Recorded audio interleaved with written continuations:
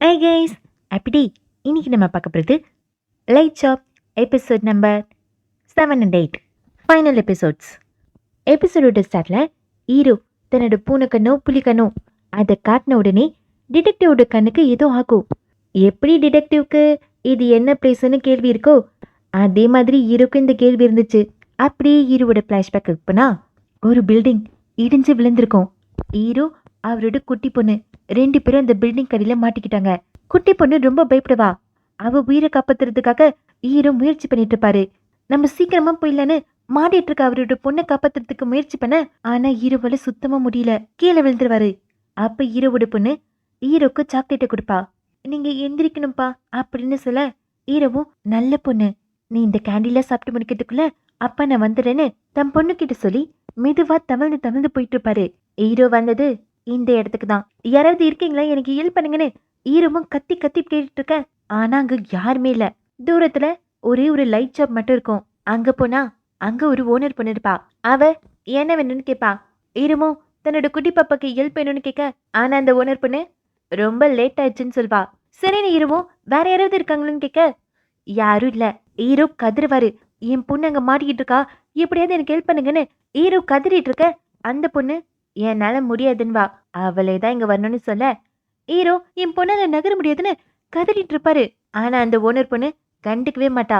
இதனால கோவமான ஹீரோ, இரு உன் பல்பை நான் உடைக்கிறேன்னு ஹீரோ புடைக்க போக, வேணாண்டன்னு அந்த பொண்ணு கண்ணாடியை கழட்ட.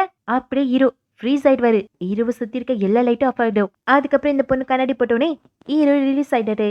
உன் பொண்ணாடி லைட்டும் இங்கே தான் இருக்குன்னு அந்த ஓனர் பொண்ணு சொன்ன உடனே ஹீரோ இது என்ன பிளேஸ்ன்னு கேட்பாரு. இந்த லைட் ஷாப்புக்கு வரவங்களா அவ்வளோ ஈஸியா இதை கண்டுபிடிக்க மாட்டாங்க. ஆனா ஹீரோ கண்டுபிடிச்சிட்டாரு. அதனால அந்த பொண்ணு உனக்கு எப்படி தெரியும்னு கேட்க, ஹீரோ இறந்துட்டாரு. அவரோட குட்டி பொண்ணு ஹீரோட வாயில சாக்லேட் விற்கும் போதே ஹீரோ இறந்துட்டாரு. தன் பொண்ணு நினைச்சு கவலைப்படுவாரு. தனியா இருப்பா, பயந்துருப்பான்னு ஹீரோ ஃபீல் பண்ணி கதறி கதறி அழுதுட்டு இருக்க, தன் பொண்ணுடைய லைட்டை கேட்பாரு. ஆனா ஆனா அவளே தான் அவளோட லைட்டை எடுக்கணும். ஹீரோவும் என் பொண்ணுல வர முடியாது, அவன் மாட்டிக்கிட்டான், அதுக்காக நான் என்ன வேணா பண்றேன்னு சொல்ல, அதுக்கு அந்த ஓனர் பொண்ணும் என்ன வேணா பண்ணுவியா? ஹீரோ ஆமான்னு சொல்வாரு. எவ்வளோ நாள் ஆனானோ ஆமான்னு சொல்ல, அந்த பொண்ணு அடுத்த கேள்வி கேட்க ஆரம்பிக்கிறதுக்கு முன்னாடியே ஹீரோ ஆமான்னு கத்துவாரு. ஆக மொத்தத்துல அந்த பொண்ணு என்ன கேட்டாலும் ஹீரோவோட பதில் ஆமா மட்டும்தான். தம் பொண்ணுக்காக ஹீரோ எது வேணா செய்வாரு. அதனால அந்த ஓனர் பொண்ணும் ஒரு டீல் போடுவா. அந்த டீலின் காரணமா தான் இப்ப ஹீரோ இந்த ஷாப்போட ஓனர் ஆயிட்டாரு. இந்த கதையை கேட்ட டிடெக்டிவ்க்கு பயங்கரமான கன்ஃபியூஷன். தாம் பேயான்னு கேட்டா இல்ல, டிடெக்டிவ் இன்னும் உயிரோட தான் இருக்காரு. ஆனா அவரோட கண்ணு டக்கு டக்குன்னு மாறிட்டே இருக்கு. ஏன்னா அவர் இந்த இடத்த பத்தின உண்மையை கண்டுபிடிச்சிட்டாரு. என்ன இடம் தான் இதுன்னு டிடெக்டிவும் கேட்க, ஆஃப்டர் லைஃப் அப்படி இந்த சீன் கட்டாக்க, இப்போ ஒரு நாய் கத்திட்டு இருக்கோம். இந்த நாய் சத்தத்தை கேட்டதே ஒருத்தருக்கு பிடிக்காதே, அவரு துரத்திட்டு இருப்பாரு. இப்போ கதை அப்படியே நியூரி கிட்ட போகும். நியூரியோட ஹாஸ்பிட்டலுக்கு ஒரு நியூ இன்டர்ன் வந்து ஜாயின் பண்ணிருக்கா. அவகிட்ட நியூரி அங்க இருக்கிற பேஷண்ட்டை பத்தின கதை சொல்வா. இவரும் அந்த பஸ் ஆக்சிடென்ட் எப்ப நடந்ததோ அன்னைக்கு தான் வந்து அட்மிட் ஆயிருப்பாரு. ஆனா இவரு பஸ்ல இல்ல, வேற இடத்துல இருந்தாரு. மவுண்டெயின்ல இருந்து கீழே விழுந்துட்டாராம். அன்னைக்குன்னு பார்த்து பயங்கரமான மழை. இவரோட பாடி டெம்பரேச்சர் அப்படியே லோ ஆயிடுச்சான். சைட் பை சைடா அந்த நாயை துரத்திட்டு இருக்கதையும் கட்டுவாங்க. அந்த நபர் கண்டுபிடிச்சிட்டாரு. ஆனா அந்த நாய்க்கு அடிபட்டிருக்கும்.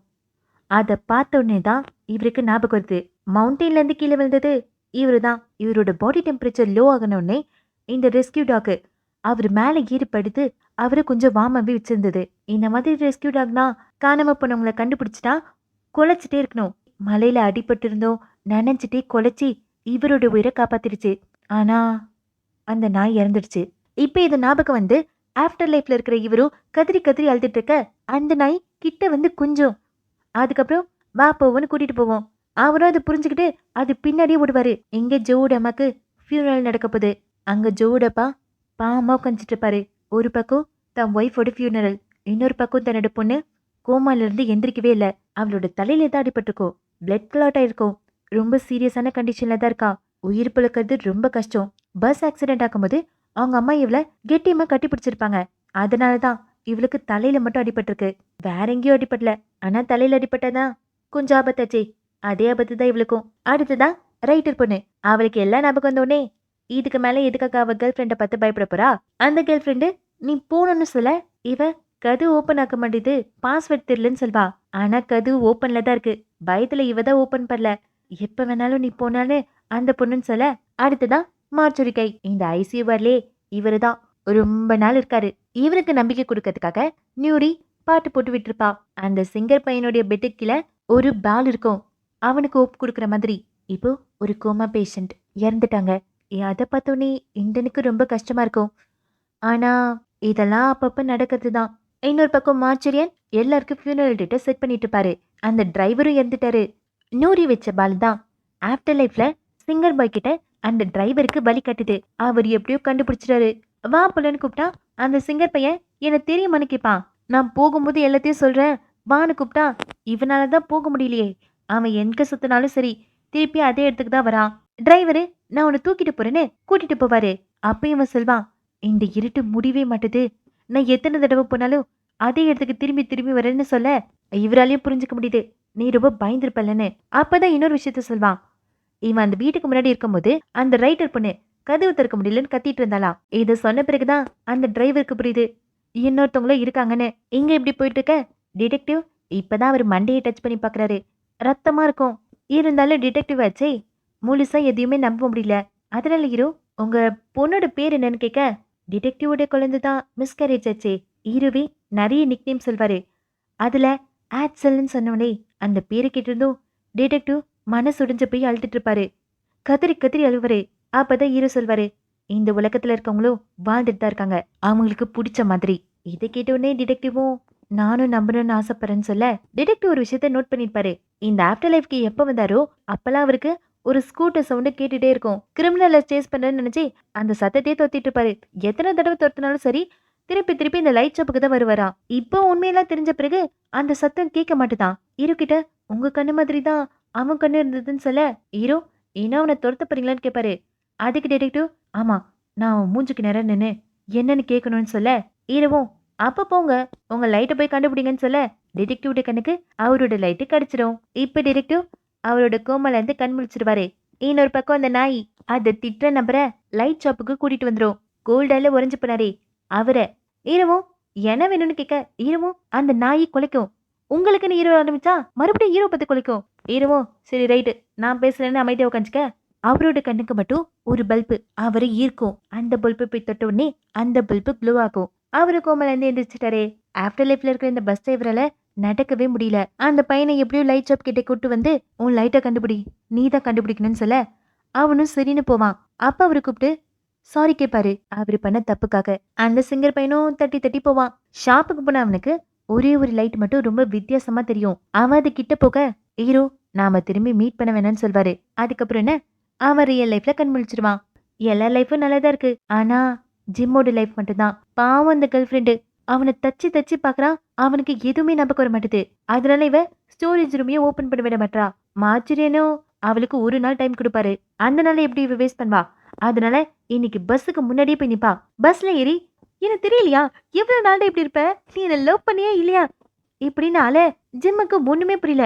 என்னாச்சுன்னு கேட்பான். இவங்க ரெண்டு பேரும் மட்டும் தான் பேசிட்டு இருப்பாங்க. பஸ்ல இருக்கவங்க யாருமே கண்டுக்க மாட்டாங்க. ஜிம்மோட கேர்ள் ஃப்ரெண்டும் நீ மட்டும் தானே என்ன பார்க்க முடியும் இன்னும் எவ்வளவு நாள் ஆகும் உனக்கு என்ன பத்தி ஞாபகமே வரலையான்னு கேட்க அவனுக்கு வரல. அதனால கடுப்பானவ அவன் ஷர்ட்டை கிழிச்சிருவான். பார்த்தா ஸ்டிச்சஸா இருக்கும். அத பத்தி இவன் பயப்படுவான். இவனுக்கு புரியாது. நீ எந்திரிட்டானே இந்த பொண்ணால. அதுக்கப்புறமா இவளை பத்தின எல்லா விஷயத்தையும் சொல்வா. இருந்தாலும் ஜிம்முக்கு ஞாபகம் வரல எனக்கு ஞாபகம் வரலன்னு அழுதுட்டே இருப்பான். ஜிம்மோட கேர்ள் ஃப்ரெண்டும் சரி விடு எனக்காக நீ ஒண்ணு பண்ணணும். என்ன பண்ணணும் என்ன வேணா பண்றேன்னு ஜிம்மோ சொல்ல என்ன கேட்க போறா. லைட் ஷாப்புக்கு போய் அவனோட லைட் எடுக்க சொல்வா. அடுத்த நாள் ஆயிடும். மார்ஜரின் அந்த ஸ்டோரேஜ் ஓபன் பண்றதுக்கு தான் ட்ரை பண்ணுவாரு. இப்பவும் ஓபன் ஆகுது. இதுக்கு மேல இவளுக்கு அவரு டைம் கொடுக்க போறது இல்ல. அப்படி இன்சிடென்ட் கட்டாக ஆஃப்டர் லைஃப்ல இருக்க டிரைவர் அந்த வீட்டுக்கு போய் பாப்பாரு. அவ பார்த்த உடனே கண்டுபிடிச்சிருவா டிரைவரும் செத்து போயிட்டாருன்னு. டிரைவரு சாரி கேட்பாரு. எல்லாம் ஏன் தப்பு தான். பஸ் அந்த கண்டிஷன்ல இருக்குன்னு தெரிஞ்சோம் எல்லாரும் வெயிட் பண்றாங்க நான் பஸ் எடுத்துட்டேன் என்ன மன்னிச்சிடுங்கன்னு சாரி கேட்க உண்மையா கவலைப்பட்டு தான் சாரி கேட்கிறாரு. அந்த பொண்ணு மன்னிச்சிருவா. இப்ப இவர் என்ன பண்றாருன்னு கேட்டா யார் யாரெல்லாம் உயிரோட இருக்காங்களோ அவங்கள லைட் ஷாப்புக்கு கூட்டிட்டு போறாரா. அந்த ரெட் ஹீல்ஸ் போட்ட பொண்ணு அப்பார்ட்மெண்ட்டுக்கு போக சொல்வா. ஜோர் காலை அந்த அப்பார்ட்மெண்ட் செகண்ட் எபிசோட்ல இவதான் ஜோ கூட போவாளே அப்ப கேட்டிருப்பா. டிரைவரும் ஜோவோட அப்பார்ட்மெண்ட்டுக்கு போனா எதிர்க்க ஜோவோட அம்மா வருவாங்க. டிரைவரும் சாரி கேட்பாரு. ஆனா பாவம் ஜோவோட அம்மாவால பேசவே முடியல. இவரோட சாரியை வச்சுட்டு என்ன பண்றது என் பொண்ணை தான் காப்பாத்தணும்னு அந்த அப்பார்ட்மெண்ட்ல இருக்கிறத சிக்னலை காட்டிட்டு அவங்க லைட் ஷாப்புக்கு போவாங்க. அங்க போய் ஹீரோவை ஹெல்ப் பண்ண சொல்லி காத்துற ஹீரோ அவளே தான் இங்க வரணும்னு சொல்வாரு. பாவம் இவங்களால பேச முடியல. ஹீரோ கிட்ட போய் கத்திட்டு இருப்பாங்க. ஹீரோ தன்னோட கண்ணாடி கழட்டி ஃப்ரீஸ் பண்ணி ரிலீஸ் பண்றாரு. ஜோவோட அம்மாவை எதுவும் சொல்ல வராங்க. நானு தவிப்பாங்க. அப்ப அவங்களுக்கு அங்க இருக்கிற சாக்லேட் கண்ணுக்கு தெரியும். அதுல இருந்து நிறைய சாக்லேட் எடுத்து ஹீரோ தனக்கு கொடுக்கற மாதிரி சைகையை காட்டுவாங்க. ஹீரோக்கு அப்பவே ஏதோ புரியுது. அதுக்கப்புறமா ஒரு சாக்லேட்டை எடுத்து ஹீரோட வாயில போட ஹீரோக்கு புரிஞ்சிருச்சு எதிர்க்க இருக்கிறது தன்னோட பொண்ணுன்னு. இந்த சீன் ரொம்ப டச்சிங்கா இருக்கும். ஹீரோ இங்க இருந்து பல்பை வாங்கிட்டு போய் உயிருக்கு போரிட்டு இருக்க தன்னோட பொண்ணு கிட்ட கொடுத்திருப்பாரு. அவரோட பொண்ணு சின்ன பொண்ணா இருக்கும்போது அப்படிதான் உயிரை காப்பாத்திருப்பாரு. இன்னொரு பக்கம் ஜோ இப்பதான் அவளுக்கு கோவம் கரைஞ்சிருக்கும். அவன் அந்த பல்பெல்லாம் கிளீன் பண்ணிட்டு லிப்ட்ல எடுத்துட்டு போக அந்த லிப்ட்ல இருக்க லேடிக்கு லிப்ட் ஏன் ஸ்டாப் ஆச்சுன்னு தெரியல. ஜோவும் வெளியே வர முடியாம டிரைவரு படிக்கட்டிலே கிடப்பாரு. டிரைவரும் உன் அம்மாவில உன்கிட்ட பேச முடியல, அதனால நான் சொல்றேன் அப்படின்னு சொல்லிட்டு இருக்கும்போதே தனியா வெளியே வருது. அதனால ஜோ அங்க இருந்த லேடி கிட்ட ஹெல்ப் கேட்கலான்னு பார்த்தா அவங்க கேட்காமலே போவாங்க. டிரைவரும் இன்னுமா உனக்கு புரியல, அவங்களால நம்மள பார்க்க முடியாதுன்னு சொல்ல அப்பதான் இவ யோசிச்சு பாப்பா. டீச்சரு அட்டனன்ஸ்ல இவளோட பேரையே சொல்லியிருக்க மாட்டாங்க. இவளோட ஃப்ரெண்ட்ஸ் யாருமே இவகிட்ட பேச மாட்டாங்க. ஜோவும் என்னாச்சுன்னு கேட்க அப்பதான் டிரைவரு உண்மையை சொல்வாரு. சாரி கேட்பாரு. உன் அம்மா உன்கிட்ட சொல்றதுக்கு எவ்வளவோ ட்ரை பண்ணாங்க. நீ கண்டிப்பா லைட் ஷாப்புக்கு போய் உன் லைட்டை கண்டுபிடிக்கணும்னு சொல்ல. ஆனா ஜோ போல. அவ வீட்டுல தான் இருப்பா. அவளோட அம்மா அவளுக்காக பல்பை வாங்கிட்டு வருவாங்க. ஆனா ஜோ அந்த பல்பு தொட முடியாதுன்னு அடம் பிடிப்பா. ஏன்னா அவளுக்கு தெரியும் அதை தொட்டுட்டா அவ அம்மாவை விட்டு பிரிஞ்சு போயிடுவான்னு. அதனால தொட மாட்டேன்னு அடம் பிடிச்சிட்டு இருப்பா. ஜோவோட அம்மாவும் எவ்வளவு சொல்லுவாங்க, உன் அப்பா அங்க வெயிட் பண்ணிட்டு இருக்காருன்னு. சொல்ல மாட்டாங்க, சொல்றதுக்காக முயற்சி பண்ணுவாங்க. ஆனா ஜோ புரிஞ்சுக்காம அடம் பிடிச்சிட்டு இருப்பா. அம்மாவாச்சே, பொண்ணோட உயிர் முக்கியம் இல்ல, அதனால ஃபோர்ஸ் பண்ணி டச் பண்ணி வச்சிருவாங்க. அந்த பல்பு க்ளூவாக அதை பார்த்தோன்னே பிரஷ் செய்வரும் கண்ணை மூடுவாரு. இதே மாதிரி ரைட்டர் பொண்ணோட கேர்ள் ஃப்ரெண்டு ரைட்டரை அனுப்பி வைப்பா. அவளுக்கும் கவலையா தான் இருக்கும். ஷாப்புக்கு வந்து லைட்டர் பொண்ணும் அவளோட லைட்டை கெடுத்துருவா. ஆனா அதுக்கப்புறம் நான் வந்துட்டேன்னு கேர்ள் ஃப்ரெண்ட் முன்னாடி போய் நிப்பா. என்ன பண்ணன்னு பார்த்தா லைட்டை உடைச்சிட்டு வந்துட்டா. அதனால ரியல் லைஃப்ல இறந்து போயிட்டா. ஆக்சுவலா இவ அவ்வளோ கிரிட்டிக்கலான கண்டிஷன்ல இல்ல, தன் கேர்ள் ஃப்ரெண்டோட இருக்கணும்னு அந்த லைட்டை உடைச்சிட்டு வந்துட்டா. இது அவங்களுக்கான ஹாப்பினிங் தான். இங்க ஜிம்மோட கேர்ள் ஃப்ரெண்ட் தான் பாவம். கடைசியா ஒரு அக்கு கொடுத்துட்டு அவனை அனுப்பி வைப்பா. அவன் உள்ள போய் அவனோட லைட் எடுத்து டச் பண்ணிடுவான். அவனை பிரியிற வழிய இந்த கேர்ள் ஃப்ரெண்டால தாங்கிக்கவே முடியல. இருந்தாலும் அவனோட உயிர் முக்கியமே.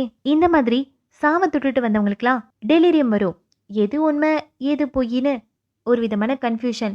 அதுக்காக மோஸ்ட்லி நிறைய பேர் ட்ரீட்மெண்ட் எடுத்துப்பாங்க. இந்த சிங்கர் பையன் அப்படிதான் ட்ரீட்மெண்ட் எடுத்துக்கிட்டான். ஆனா அவனுக்கு அவன் கண்ணை துறக்கிறதுக்கு முன்னாடி யாரோ ஒருத்தர் நாம திரும்பி மீட் பண்ண வேணான்னு சொன்ன மாதிரி கேட்டுச்சான். இத அவன் நியூரி கிட்ட சொல்வான். அதுக்கு நியூரியும் அவரு பாக்கிறதுக்கு தான் கொஞ்சம் ரூடான ஆள் மாதிரி தெரிவாரு, ஆனா உள்ளுக்குள்ள ரொம்ப கைண்டுன்னு சொல்லிட்டு போவா. ஏன்னா இவ்வளவு கோமலத்தானே இருந்தா இவ இரவை மீட் பண்ணிருப்பா. வேணும்னே தான் எல்லார்கிட்டயும் அந்த லைட்டை வந்து கண்டுபிடிக்க சொல்லிருப்பா. லிப்ட்ல இருக்கும்போது அந்த டிரைவர் கிட்ட, ஜிம்மோட கேர்ள் ஃப்ரெண்ட் கிட்ட இந்த மாதிரி அவ எந்தெந்த பேயெல்லாம் பாக்குறாளோ அவங்க கிட்ட எல்லாம் சொல்லிருப்பா. அதனாலதான் எல்லாரும் அவங்க அவங்களோட லவ்ட் ஒன்ஸ கரெக்டா லைட் ஷாப்புக்கு அனுப்பிட்டு இருக்காங்க. இப்போ கொஞ்ச நாள் கழிச்சு ஜோ ஸ்கூலுக்கு போறா. செட் ஆகிறதுக்கு கொஞ்சம் டைம் எடுக்கும். அவ அவளோட டெலிரியமுக்கு ட்ரீட்மெண்ட் பண்ணல. ஏன்னா அவளுக்கு அவங்க அம்மாவோட நினைவுகளை மறக்க வேணாம். அவளோட அம்மா சந்தோஷமா தான் இருக்காங்க. அவங்களோட அப்பாவோட ஹீரோவோட கடையில இன்னொரு ஆளும் இருக்காங்க, அந்த ரெஸ்கியூ டாக். அப்பாவும் பொண்ணு ரொம்ப சந்தோஷமா இருப்பாங்க. அதே மாதிரி இங்க ஜோ கிட்ட ஒரு பொண்ணு வந்து பேசுவா. இந்த பொண்ணு ஒரு பேயி. ஜோவால மட்டும்தான் இந்த பொண்ணை பார்க்க முடியும். இது வரைக்கும் அந்த பொண்ணு கிட்ட யாருமே பேச மாட்டாங்க. என் கூட நீ ஃப்ரெண்டா இருக்கியா, இதை நம்ம சீக்கிரட்டா வச்சுக்கலான்னு ஜோ கிட்ட கேட்பா. இப்போ டிடெக்டிவ் அந்த ஏரியால ஏதோ பேய் சுத்துதுன்னு டிடெக்டிவ்க்கு தகவல் வந்திருக்கும். அந்த பேய பக்கத்துக்கு தான் வந்திருப்பாரு. அந்த பேய் வேற யாரும் இல்ல, அந்த கிரிமினல் தான். ஆக்சுவலா அன்னைக்கு நடந்த ஆக்சிடென்ட்ல டிடெக்டிவை காப்பாத்தினதே அந்த கிரிமினல் தான். வண்டி வரும்போது டிடெக்டிவ் தள்ளி விட்டுட்டு அவன் டர்ன் அடிச்சிருப்பான். அதனாலதான் டிடெக்டிவ் கோமாவோட தப்பிச்சாரு. லைட் ஷாப்புக்கு போகணும்னு ஸ்கூட்டியை வச்சு டிடெக்டிவை டைரக்ட் பண்ணதே இவன் தான். இப்பதான் டிடெக்டிவ் என்னதான் நடந்ததுன்னு கேட்க இவனும் ஹீரோ மாதிரி தான். இந்த ரியல் லைஃப்ல இருக்கிற பேய்களை பிடிச்சிட்டு கூட்டிட்டு போறது. அதனாலதான் அன்னைக்கு அந்த பேய் பொண்ணை துரத்திட்டு இருந்தான். இவன் பண்ண ஒரே ஒரு தப்பு, அந்த தாத்தா வீட்டுக்கு போனது. இறந்து போன தாத்தாவால நடக்கவே முடியாது. அவருக்கு இவன் கடைசி மீல எடுத்துட்டு போய் கொடுத்துருக்கான். பசியில இருந்த தாத்தாவும் ரொம்ப சந்தோஷமா சாப்பிட்டிருக்காரு. அதனாலதான் அவரை சாகும்போது எந்த ஒரு கவலையும் இல்லாம செத்துருக்காரு. இதை இவன் பண்ணதுனாலதான் போலீஸ் இவனை துரத்திட்டு வர மாதிரி ஆயிடுச்சு. இப்ப இவன் இறந்து போனதுல இந்த உலகத்துல அவனால இருக்க முடியாது. அவன் போக போறான். அதுக்கு முன்னாடி அவனோட கண்ணாடிய டிடெக்டிவ் கிட்ட கொடுத்துட்டு போவான். டிடெக்டிவும் அந்த கண்ணாடியை போட்டுட்டு வெளியே வர அப்படியே அந்த சீன் கட்டாகும். இப்ப நூரி அவ பார்க்கிங் லாட்ல இருக்கும்போது அவகிட்ட ஒருத்தர் வந்து பேசுவாரு. இந்த ஆள் யாருன்னா, அன்னைக்கு பஸ் ஆக்சிடென்ட் ஆகும்போது ஹாஸ்பிட்டல்ல எல்லாருமே பிஸியா இருப்பாங்க. அப்ப இவரு நெஞ்ச வலிக்குதுன்னு நூரி கிட்ட வந்திருப்பாரு. நூரியும் அங்க போங்க, அங்க போய் சொல்லுங்கன்னு அனுப்பி வச்சிருப்பா. இவரு இறந்து போயிட்டாராம். உன்னை தானே இவ்வளவு நாளா தேடிட்டு வந்தேன்னு நூரிய அடிக்கிறதுக்கு முயற்சி பண்ணுவாரு. கொலை பண்றதுக்கும் ட்ரை பண்ணுவாரு. ஒரு இடத்துல நல்ல மாட்டிப்பா. இந்த பேயும் கிட்ட வர அப்போ லிஃப்ட் ஓபன் ஆகி டிடெக்டிவ் விழுவுருவரு. பார்த்து ரொம்ப நாள் ஆச்சுன்னு நூரிய பார்த்து சொல்லிட்டு அப்படியே இந்த பேய பார்த்து ஆல்ரெடி நிறைய வேலை இருக்கு, ஒழுங்கா கோஆபரேட் பண்ணும் சரியா அப்படின்னு சொல்லி அவரு கண்ணாடிகள்கிட்ட அவருக்கு இருக்கிறது புலிக்கண்ணு அப்படின்னு சீன் கட்டாகும். அந்த கிரிமினலோட வேலைய இப்ப டிடெக்டிவ் பாக்குறாரு. இந்த பேய்க்கெல்லாம் டாட்டா சொல்லி அனுப்பி வச்சிட்டு இருக்காரு. இப்ப கடைசியா ஜிம்மு இவன் தான் இருக்கிறதுலே ரொம்ப பாவம். அவனுக்கு தெரிஞ்சதெல்லாம் அவனோட கேர்ள் ஃப்ரெண்ட் இறந்து போயிட்டா. கேர்ள் ஃப்ரெண்டை பத்தின எந்த ஞாபகமும் இவனுக்கு இல்ல. இவனுக்கு டெலிரியம் இருக்கு. இவன் கால் உடைஞ்சு போச்சு. இவ்ளோ பிரச்சனையை வச்சிருக்கவன் சைக்காட்ரிஸ்ட் ட்ரீட்மெண்ட் எடுத்துட்டு இருக்கான். அந்த ட்ரீட்மெண்ட்னால இவன் நார்மல் ஆகல. 3 மாசத்துக்கு முன்னாடி கேர்ள் ஃப்ரெண்டுக்கு ஒரே ஒரு கவலை தான், ஜிம்முக்கு ஞாபகம் வந்து அவளோட பேரை சொல்லணும். ஆனா அது கடைசி வரைக்கும் நடக்காமலே போயிடுச்சு. இப்ப ஜிம்மு வீட்டுக்கு வந்து அவனோட பாஸ்வேர்டை போட அங்க இருக்கிற லைட் எல்லாம் ஆஃப் ஆகும். இவனும் லைட் ஆன் பண்றதுக்காக தன்னோட கையை அசைக்க இதே மாதிரி தான் கேர்ள் ஃப்ரெண்டை பார்க்கும்போதும் கையசைச்சு ஆய் சொல்வான். லைட் ஆன உடனே அங்க கேர்ள் ஃப்ரெண்ட் இருப்பா. நான் உன் கூடவே தான் இருப்பேன்னு கேர்ள் ஃப்ரெண்டும் நிக்க அதோட இந்த டமா முடியுது. சப்ஸ்கிரைப் சேனல் சப்ஸ்கிரைப் பண்ணிச்சுக்கோங்க. Bye bye. 7 நைஸ் டே.